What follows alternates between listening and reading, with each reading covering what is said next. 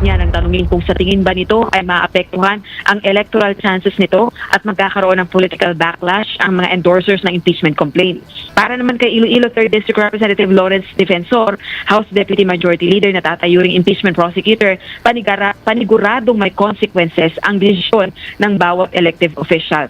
Subalit kung hindi siya pipirma sa impeachment complaint, mas may matinding epekto ito. Pero may backfire po yan. Si Saldi ko hindi pumirma, oy. Tamba. Oh, si Saldi ko hindi pumirma. Anong gagawin natin yan? Reaction, TVPS, nagbabalik po, reaction. Napakaganda po ng mga pag-uusapan natin ngayong mga reaction, ha. Mantagin po ninyo, pinag-uusapan na po ng mga pumirma, yung tinatawag nilang backfire. May backfire na daw po yung pagpirma nila doon sa impeachment po ni VP Sara Duterte. Sabi, baka hindi tayo boboto. Usap-usapan na po ngayon yan sa social media at sa mga kongresistang hindi po napigilan ang kanilang sarili na matukso doon sa 100 milyong palakpak.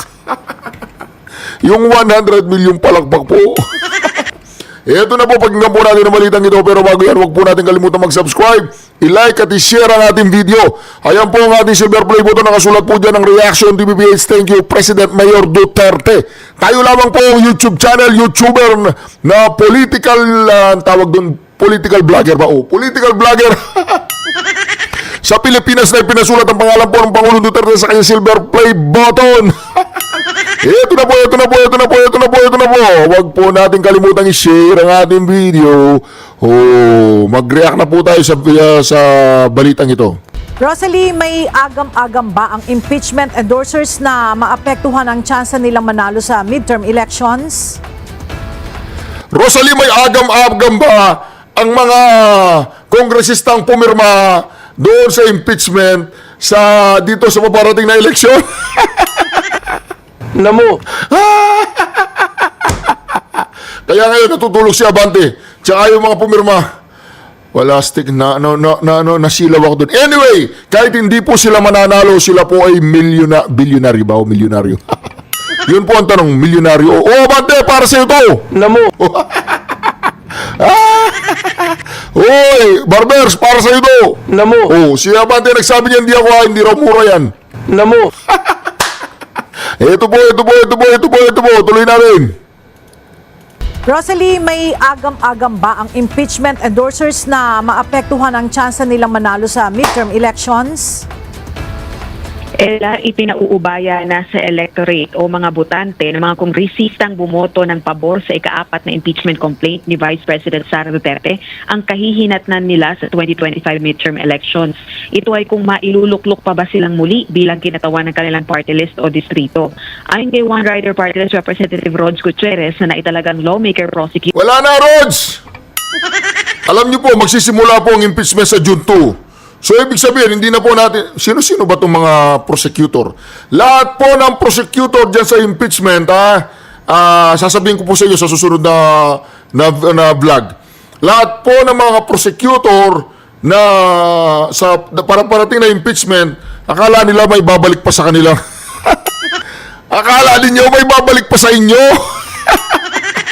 I-enjoy nyo na yan habang may time pa. Roach! One Rider Party List, gumawa kang bagong party list. Mahilig sumingit party list. Okay, Rods. Itong Rods na to. yung pagsasalita mo daw, parang kinakain mo yung sinasabi mo. Sabi ng Pangulong Duterte, hindi magaling ka daw mag-English, kaya lang hindi naintindihan. Ay, Rods. Tuloy. Para sa nakaambang impeachment trial ni VP Duterte, sacred right ng bawat Pilipino ang mamili ng iluluklok nila sa pwesto. Gayunman, naninindigan ng kongresista, constitutional duty naman nila yung tugunan ng impeachment complaint laban sa pangalawang Pangulo. sagot niya ng tanungin kung sa tingin ba nito ay maapektuhan ang electoral chances nito at magkakaroon ng political backlash ang mga endorsers ng impeachment complaint. Para naman kay Iloilo 3rd District Representative Lawrence Defensor, House Deputy Majority Leader na tatayuring impeachment prosecutor, paniguradong may consequences ang desisyon ng bawat elective official. Subalit kung hindi siya pipirma sa impeachment complaint, mas may matinding epekto ito. Dahil kung hindi niya bibigyang pansin ang mga umani ginawang paglabag sa konstitusyon at hindi Nakakaawa naman po yun. Anong pangalan nun? I-explain ko po sa inyo yung sinabi niya. Ito sinabi niya. ng bawat elective official. Subalit kung hindi siya pipirma sa impeachment complaint, mas may matinding epekto ito. Kapag hindi daw po siya pipirma sa impeachment complaint, si Lawrence Defensor, mas may matinding epekto daw. Ano kaya yung epekto na yun, no? Kapag hindi siya pumirma, anong matinding epekto? Pag natin, ha? Tatayuring impeachment prosecutor, paniguradong may consequences ang desisyon ng bawat elective official. Subalit kung hindi siya pipirma sa impeachment complaint, mas may matinding epekto ito. Kaya po ang dami pong pumirma. Siguro na hijack sila. Hindi kaya sila na blackmail. Sabi, hindi ka pipirma? Gusto mong makukulong? Di ba kasama ka doon sa ginawa natin? Nakalimutan mo yung ginawa natin doon sa flood control, tsaka doon sa mga daan, tsaka doon sa ano, di ba? Alam mo yun nangyari doon. Hindi ka pipirma, pipirma na ako. Oh. Ano yan, ang tawag dyan? Pwede silang naipit. O to, naipit sila siguro, kawawa naman. Siguro marami silang ginawang katarantaduan na alam ni Tamba na pwedeng gamitin sa kanila pagdating ng araw. O pipirma na po kami, pipirma na kami. Ganun yun, o pag natin, ha. Ito yung reaksyonan natin na may malumanay ito. Resista, constitutional duty naman nila yung tugunan ng impeachment complaint laban sa pangalawang Pangulo. Itong mga to, hindi naman sila nag-volunteer, sila ang prosecutor eh. Tinawag sila isa-isa ni ano eh. Yung ano, yung si, anong pangalan nun? Yung majority leader. Ayan po ang nangyari ngayon, backfire. Political backfire. Versus House endorsers ni VP Sara Duterte's impeachment inaasahan na. Pakinggan po ninyo ng malumanay ang sinabi ni Defensor. Ito ang sagot niya ng tanungin kung sa tingin ba nito ay maapektuhan ang electoral chances nito at magkakaroon ng political backlash ang mga endorsers ng impeachment complaint. Para naman kay Iloilo 3rd District Representative Lawrence Defensor, House Deputy Majority Leader na tatayuring impeachment prosecutor, paniguradong may consequences ang desisyon ng bawat elective official. Subalit kung hindi siya pipirma sa impeachment complaint, mas may matinding epekto ito. Kapag daw pumirma ka, kapag hindi ka pumirma, merong epekto sa mga taong hindi pumirma. Kapag pumirma ka, hindi siya pumirma, may epekto. Kapag pumirma siya, merong epekto, yun nga yung boto. Kapag hindi siya pumirma, mas may matinding epekto para sa kanya. Kawawa ka naman. Dahil kung hindi niya bibigyang pansin ang mga umani ginawang paglabag sa konstitusyon at hindi gagawin ang kanyang constitutional duty na i-prosecute ito. Batay sa mga kongresista, simula nang i-endorso nila ang articles of impeachment sa Senado, nagsimula nang kumalat ang fake news laban sa kanila at sa issue ng impeachment. Hindi fake news yun! Hindi fake news! Kayo naman. Fake news na naman! Fake news ba na pumirma kayo? Fake news? Fake news ba na prosecutor kayo? Ikaw, Defensor, ikaw, Gutierrez. Fake news ba na prosecutor kayo? Hindi, di ba? Fake news ba na ngayon ang buong Pilipinas, ang mga constituent ninyo, hindi na kayo boboto? Fake news ba yun? Hindi. Fake news ba na wala nang boboto sa One Rider Party List? Fake news ba yun? Fake news ba na si Manong Defensor wala na, hindi na siya love ng kanyang mga kadistrito? Hindi fake news yun. Totoo po yun. Pirma pa, pirma. Sige, impeachment pa more. Balik sa'yo, Ella. Maraming salamat, Rosalie Coz. O yun lang, tapos na. Alam po ninyo, kapag hindi ka raw pumirma, merong consequence. Ay, kapag pumirma ka, merong consequences. Yung mga tao, hindi ka nila iboboto, magagalit sila sa'yo, marami silang ipopost na laban sa'yo. Pero kapag hindi ka raw pumirma, mas may matinding mangyayari sa'yo. Takot na takot po sila kay Tamba. Kasi si Tamba, marami siyang alam patungkol sa kanila. O tingnan mo si Saldico, hindi na pumirma. Kasi tinanggal sa'yo, di ba? Si Saldico po, ito po papakita ko po sa inyo yung mga hindi pumirma. Ayan po yung hindi pumirma. Si Benitez Francisco Kiko ng Recoros Occidental. Yulo, ayan, tingnan po ninyo kung sino po yung mga kongresista nyo dyan na hindi pumirma. Ayan, oo. Richard Gomez! For District of Leyte, my idol, hindi siya pumirma. Hindi naman bobo yan, ano. Alam po ninyo kung kanino ako nabilib. Masasabi ko nabilib at nagtaka. Alam po ninyo kung kanino. Ayan po, si ano po yan, si Corbera Dale. Ayan po, Corbella, anong tawag dyan? Corbera Dale, Rodriguez Rufus, Subiri Jose Maria, ayan po, diba?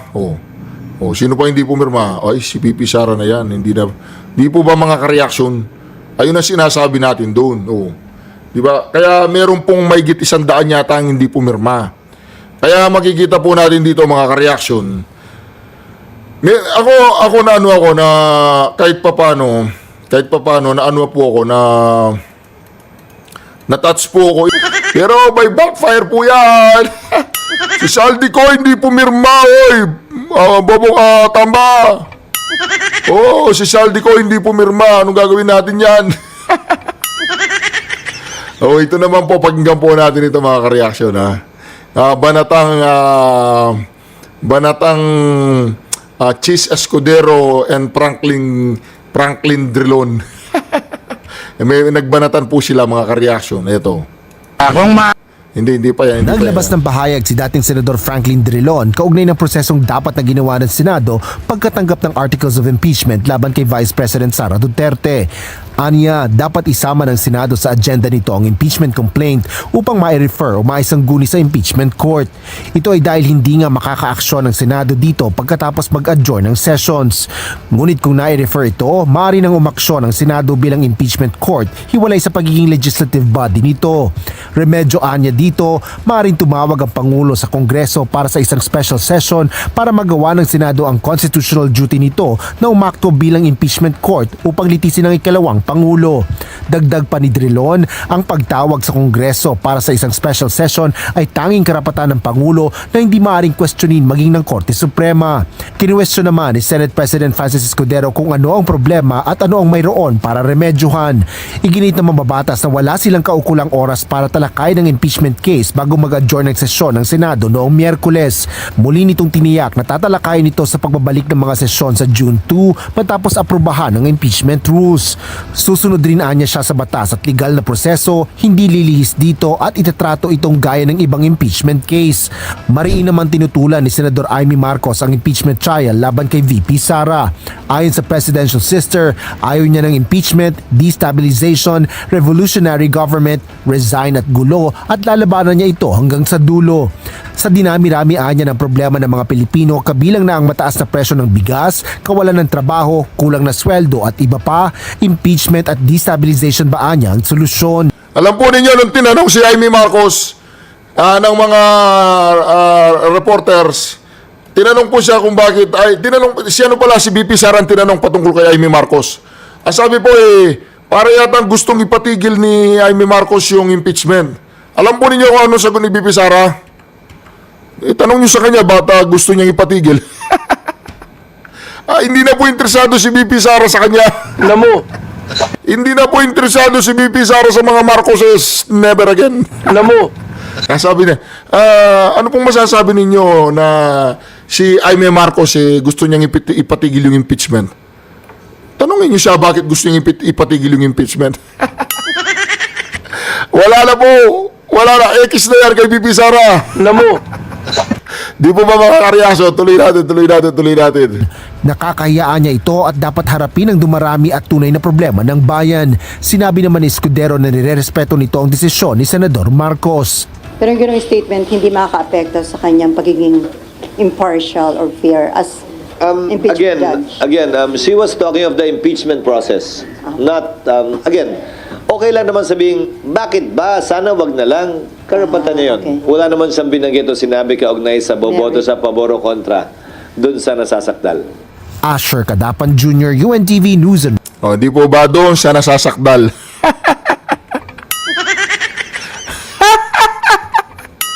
Doon sa nasasakdal. Di po ba mga ka-reaction? Makikita po natin dyan talagang yung tinatawag nating backlash. Ito po. Babaklashin natin yan. Ayan. Ito po mga ka-reaction ng mga party list. O, di ba? In fairness, Bautista Lim, Dumper, o ito, Busitas, Ekis yan. Hindi siya pumirma kasi gusto niya makakuha ng boto ng mga Duterte. Bawal, Busitas. Huwag kang buwisit, Busitas, ha? Huwag ka nang umepal. Duterte Youth, ayan, o. Ako, Bicol! Ako Bicol, hindi pumirma sa impeachment. Ako Bicol. Oy, saldi ko. Kahit na hindi ka pumirma, wala pa rin pag-asa yan. Hindi, kawawa naman si Saldi ko. Natanggal siya sa pagiging chairperson niya dun sa appropriation committee. Kawawa naman, kawawa si Saldi. Paano magiging kawawa ang super billionaire na yan? May sariling aeroplano, may sariling helicopter, may sarili siyang buhay. Mayaman yan. O yan po yung mga hindi pumirma. O di ba? Alam nyo, in fairness, si hindi siya pumirmo, anong pangalan yan? Asan ba dyan si ayan, si Sagi Partilis, si Leo, Wilbert Leo, hindi po siya pumirma, galing, di ba? Yan, yan pa. Yan pa po, si Nograles, Margarita Nograles. In fairness, hindi po siya pumirma kasi baka hindi siya nasali. Hindi siya nasali sa usapan. Yung mga young guns, hindi siya sinali. Hindi na siya young guns kasi may asawa na. Hindi na interesado sa kanya yung mga young guns. Ayan po mga ka-reaction, yung mga hindi sumali. Sagi po, Tatchay Caroline, di ba may siya sagi pa pala yan, angat, ako, Ilocano ako. Doble naman yan, Singson. Ako, Ilocano ako. Doble yan, ako, Ilocano ako. O di ba, one pack man. One fuck man.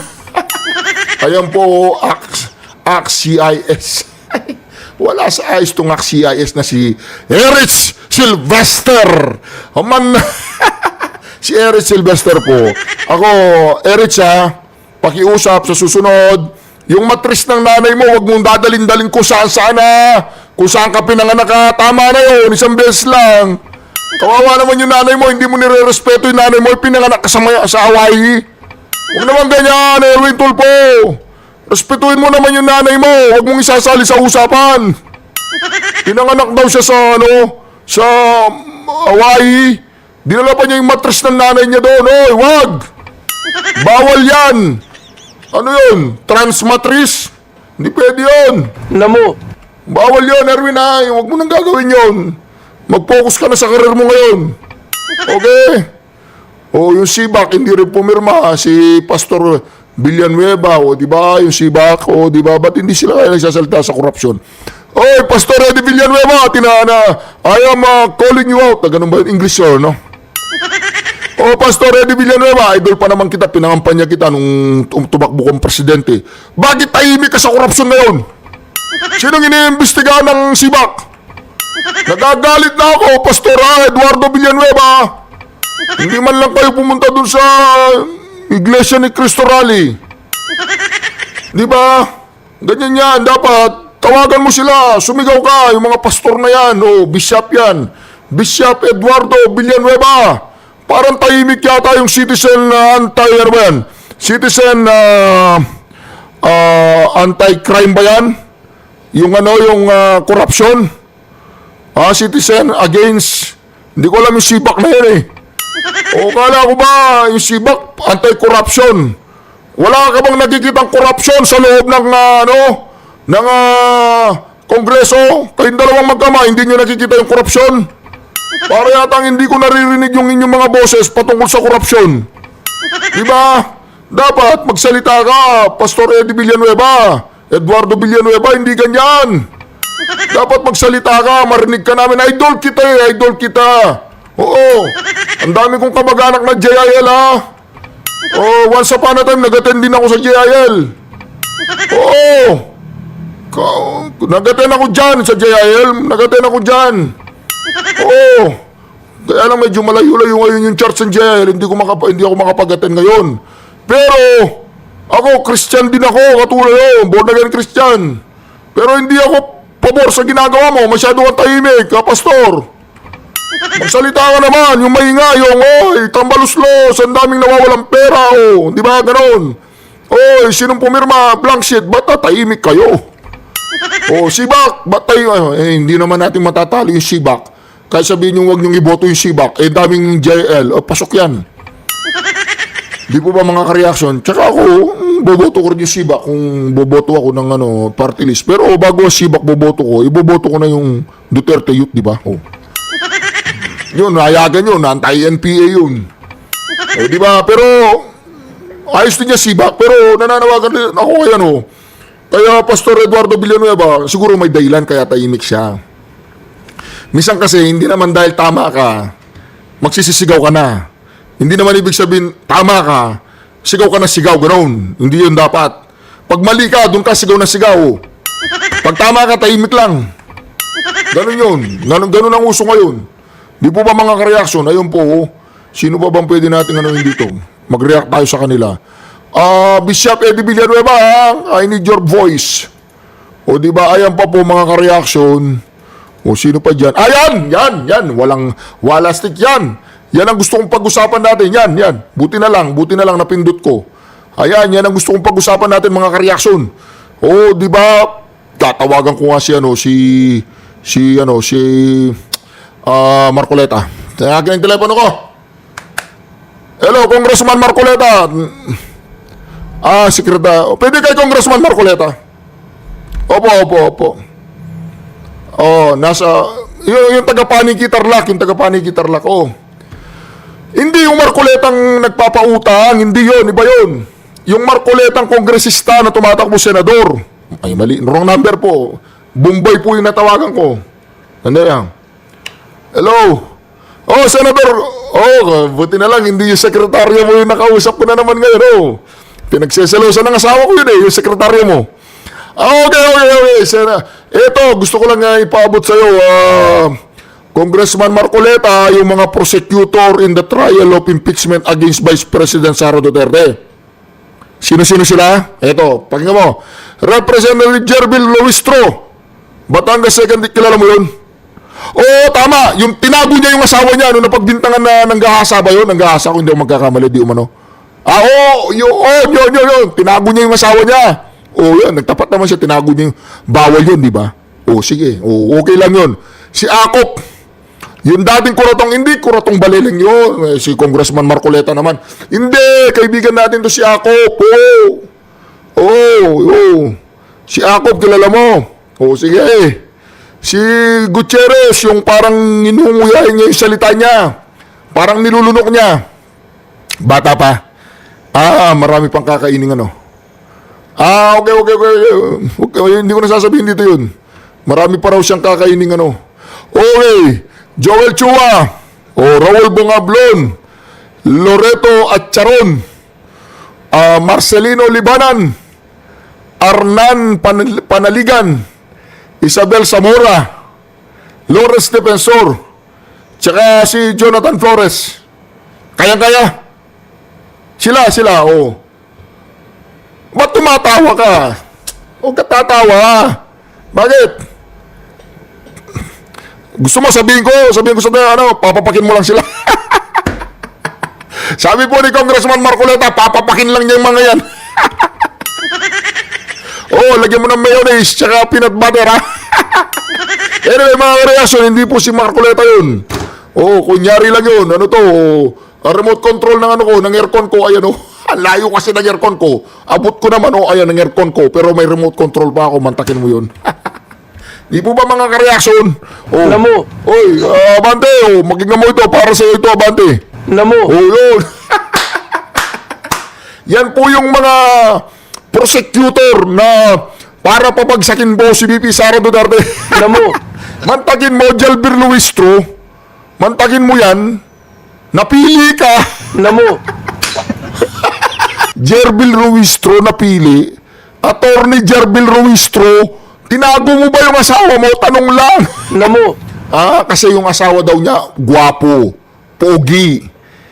Inahabol siya ng mga magagandang babae. So, tinago niya.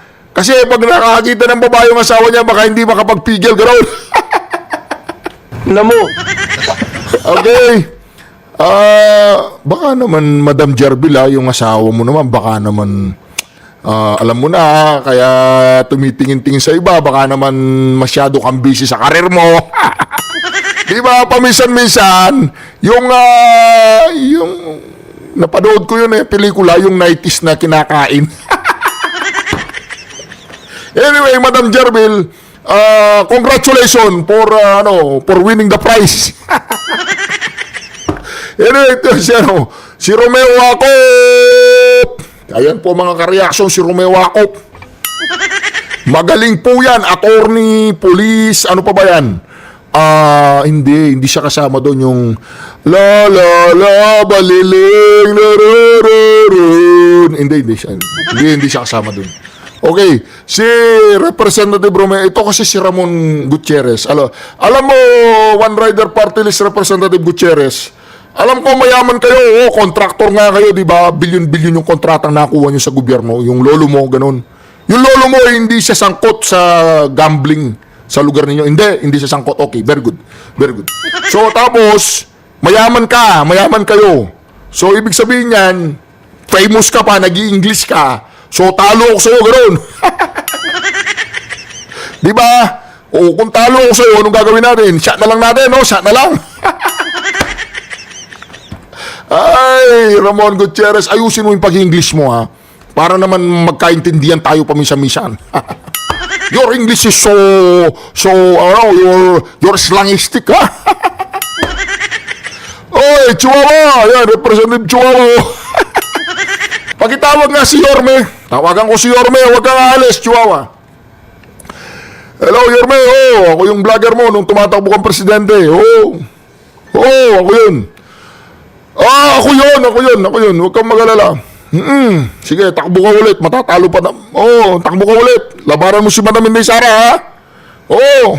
Mag-isa mo. Hindi ko ikaw sasama sa'yo doon. Pagkalaban mo si Bobong Marcos, sasama ko sa'yo. Kay Inday Sara, siyempre, tabla-tabla tayo dyan. Anyway, Yorme, itong si Joel Chua, yung sigaw-sigawan ka sa Gedli. Yung sigaw-sigaw, yung sinigawan ka niya, di ba? Sa meeting. Prosecutor daw yun. Kasi may magaling tumahol. Wap, ganon. Okay, very good. Si Yorme yun. Di ba? Imaginary Yorme lang yun. Raul Bonganlon. Ito, ako, Bicol to, di ba? Tawagan mo nga si Saldi ko. Walang respeto tong si Bugalo na. Hey, Saldi boy. Hey, boy. Are you in your helicopter right now? You are in your private airplane, my friend. Raul Bogalon, right now, he is one of the prosecutor. Yes. Yeah, man. Prosecutor. Okay. Magandang kasunduan na nangyari. Okay, very good, okay. Bye. Magandang kasunduan daw po nangyari. Walang magawa si Saldi Ko. Wala po siyang magawa. Anyway, mga reaksyon, kung sila po ay tumatakbong kongresista sa inyong mga distrito, ayan po sila mga kareaksyon, iboto nyo po sila para ang distrito po ninyo ay manatiling ganyan na lang. Para yung distrito ninyo walang magbabago kasi sila rin naman, di ba? Kung sila magiging kongresista, di walang nagbago. O di ba? Okay lang yun. Walang nagbago. Ulitin ko. Enumerate ko, Jervin Luistro, itinago yung asawa, Romeo Agap, balaling, Ramona Gutierrez, Chihuahua, Raul Bungalon, Loreto Acharon, Marcelino Libanan, Arnan Panaligan, Isabel Zamora, Lawrence Defensor, Jonathan Flores. Ba't kaya hindi sinali si Chabi Zamora? Si Chabi Zamora yung nagsabing yung pag may project ka, hindi pa kumpleto, tapos pag pinasa mo na sa teacher, kumpleto na. Ba't kaya hindi sinama yun, naalata ko nga, pag sa hearing, maraming pagkain dyan. Pag kumurap ka, wala na. Wala, lalo na yung sa harapan niya, pinamimigay niya sa mga reporter. Ganun kabait yun.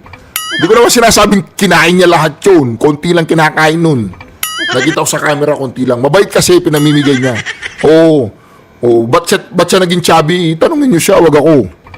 Diba? Huwag na natin pag-usapan. Anyway, mga ka-reaction, maraming salamat muli sa pagsama ninyo sa ating napaganda reaction video. Sa lahat po naman hindi pa nakakapag-subscribe, mag-subscribe na po kayo. At sa lahat po na nakasubscribe na dyan, maraming salamat. 400,000 strong subscribers na po tayo. Woo!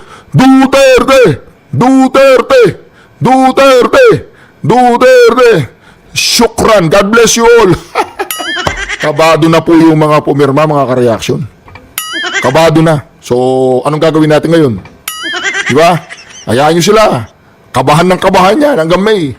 Mahabang palpitation ang mangyayari sa mga puso.